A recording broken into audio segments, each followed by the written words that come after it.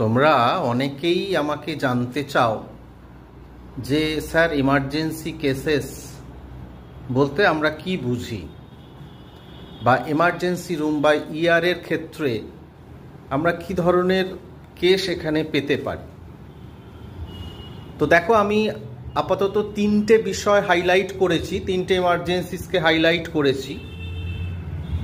এবং সেক্ষেত্রে দেখো, প্রথমে রেখেছি একদম প্রথমেই, সেটা হচ্ছে ট্রমা অ্যান্ড অ্যাক্সিডেন্ট কেস। একদম purely surgical case, trauma care surgery. দেখবে পেশেন্টকে একদম দ্রুত ট্রমা কেয়ার যে হসপিটালে, সুপার স্পেশালিটি যে হসপিটাল থাকে, সেখানে কিন্তু তাকে ট্রান্সফার করা হয়। এবং তার সাথে ফ্র্যাকচারও জড়িত আছে, ইমিডিয়েট সার্জারির দরকার পড়ে। রোড ট্রাফিক অ্যাক্সিডেন্টগুলোর ক্ষেত্রে এই ধরনের এটা কিন্তু খুব জরুরি, ট্রমা কেয়ার। দ্বিতীয় আসছি কার্ডিয়াক এমার্জেন্সিস।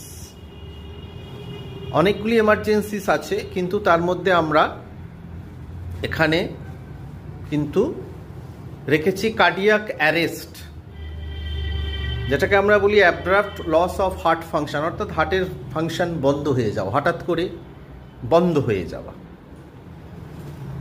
তারপরে দেখো, আমরা লেখা আছে যে myocardial infraction due to blockage of the coronary artery, there may be an heart attack case which is called myocardial infarction, and patient may unconscious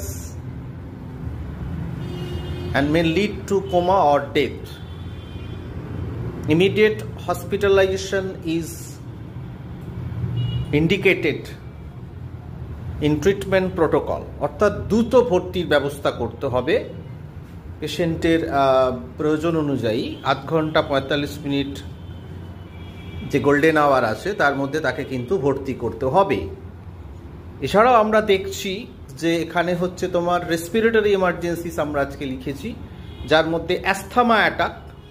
asthma বলতে আমরা জানি যে এগুলো হচ্ছে ব্রঙ্কিয়াল হাইপার অ্যাক্টিভিটি বা হাইপার সেন্সিটিভ হয়ে যায়, bronchial টিউবসগুলো হয়ে ন্যারো হয়ে যায়, সেখানে তোমার প্রচুর পরিমাণে মিউকাস অ্যাকিউমুলেশন হয়, হঠাৎ সেই শুনে হঠাৎ শ্বাসকষ্ট ওঠে, ডিসপানিয়া ওঠে, অ্যাকিউট ডিসপানিয়া।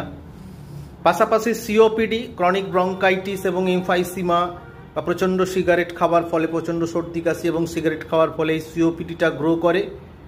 আরেকটি মারাত্মক রেসপিরেটরি এমার্জেন্সি হচ্ছে নিউমোনিয়া, এবং